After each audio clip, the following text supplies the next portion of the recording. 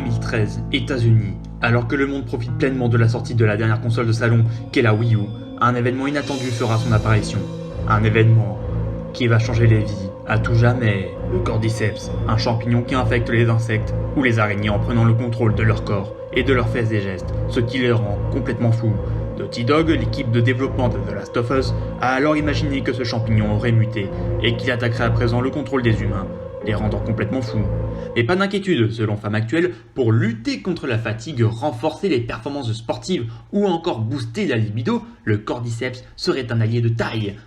La dernière fois que j'ai lu des trucs pareils, c'était à propos de l'arrivée de la Covid. Au début de The Last of Us, Joel fête son anniversaire. En rentrant chez lui, il retrouve Sarah, sa fille, qui s'était endormie en l'attendant. Elle lui offre son cadeau d'anniversaire, qui est une montre, et son père l'emmène se coucher.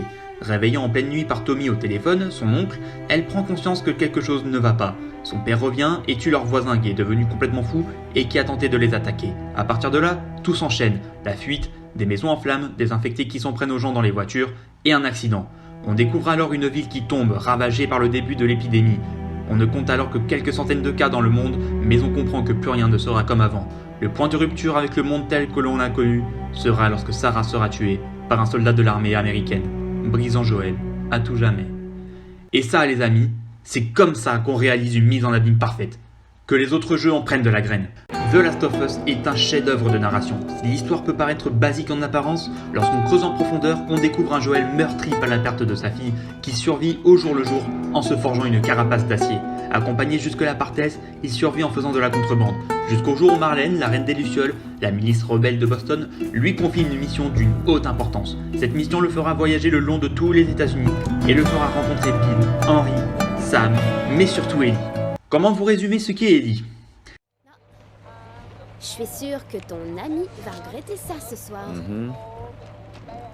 Y a pas grand chose à lire, mais les photos sont intéressantes.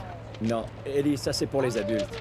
C'est une peste. Âgée de 14 ans, cette gamine est d'un culot sans égal. Elle jure, s'agace, fout des doigts à tout le monde, mais c'est surtout quelqu'un qui a énormément de courage ainsi qu'un sens de l'humour très douteux. Bon, et si on détendait un peu l'atmosphère? Prêt? Quel est le comble pour un facteur? Bah, c'est d'être timbré. C'est nul! La relation entre elle et Joel est le cœur de The Last of Us. Comment leur duo se forge pour devenir ce qu'ils deviendront à tout jamais.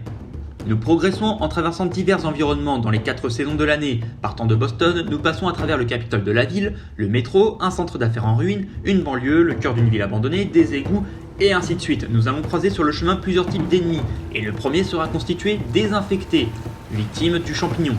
Le premier type d'infecté, c'est le coureur. Infecté il y a peu de temps, il court vite et se montre assez violent. Seul, il est facile à prendre, mais lorsqu'il est accompagné, c'est une autre paire de manches. Le rôdeur, trop peu présent à mon goût, il se cache, attendant la bonne opportunité pour nous bondir dessus. Ensuite, on a le claqueur. Des années d'infection qui l'ont rendu aveugle, sa tête s'est transformée en champignon. Il possède cependant une excellente ouïe et s'il vous chope, c'est la mort assurée. N'essayez pas le combat au poing, attendez plutôt d'avoir une batte ou tirez-lui dessus. Contrairement aux autres ennemis, on ne peut même pas l'étrangler. La preuve, regardez.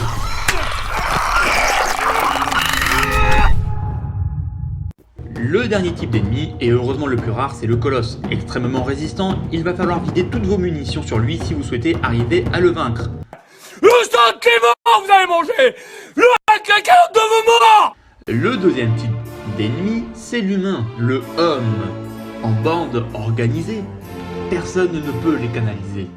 Dans la zone, ça fume la fusée. Pistés, pas les infectés. Pas la capitale, c'est Marseille, bébé. Si les claqueurs sont plus résistants, les humains sont beaucoup mieux organisés. Il faudra donc être bien attentif à la situation avant d'agir. Lorsque cela est possible, privilégiez la discrétion, en tentant de tuer les ennemis ou en les contournant. Cela vous permettra d'éviter de gaspiller les balles, ressources beaucoup trop précieuses dans ce jeu pour être gâchées de la sorte.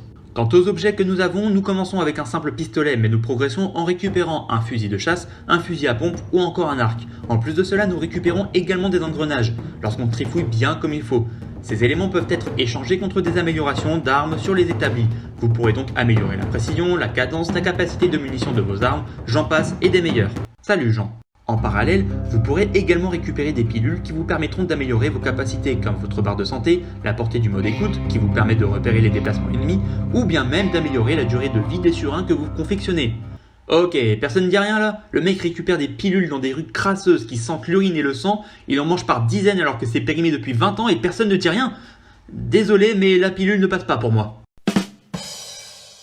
Vous retrouverez également, durant vos séances de fouilles intensives, des artefacts, des extraits de journaux, des BD, des pendentifs de lucioles, ainsi que des éléments qui vous permettront de confectionner vos kits de soins, vos cocktails Molotov ou encore vos bombes à clous pour ne citer que.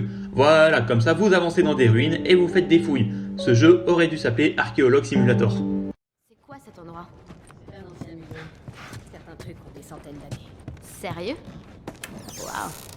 Le point fort essentiel de ce jeu, c'est sa narration. On alterne entre des passages de combat assez intenses, des courses-poursuites avec des chasseurs ou des infectés, et certains moments plus tranquilles, plus dédiés à la fouille. Même si le principe d'ouvrir des dizaines de tiroirs sans ne rien trouver est assez chiant, on n'aura pas trop à se plaindre puisque cela nous permet surtout de faire une pause entre deux moments intenses du jeu. Ces coupures interviennent au bon moment et sont suffisamment courtes pour ne pas nous déconnecter du jeu. L'histoire est bien narrée, bien cousue, on reste en haleine et dans l'attente de ce qu'il va se passer ensuite. Et c'est là la force de ce jeu.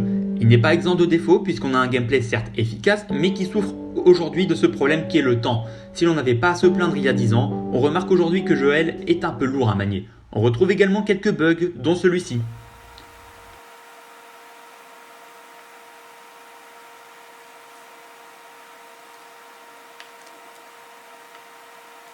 Vous avez compris, vous? Sachez que ma console a rendu l'âme après ceci, no fake. Je ne cesse de le répéter, de le clamer haut et fort à qui veut l'entendre, mais The Last of Us est magnifique. Comme si cela n'était pas suffisant avec le rythme bien varié et les combats stressants mais intéressants, on se tape en plus de cela une merveille visuelle pour un jeu sorti en fin de vie de la PS3.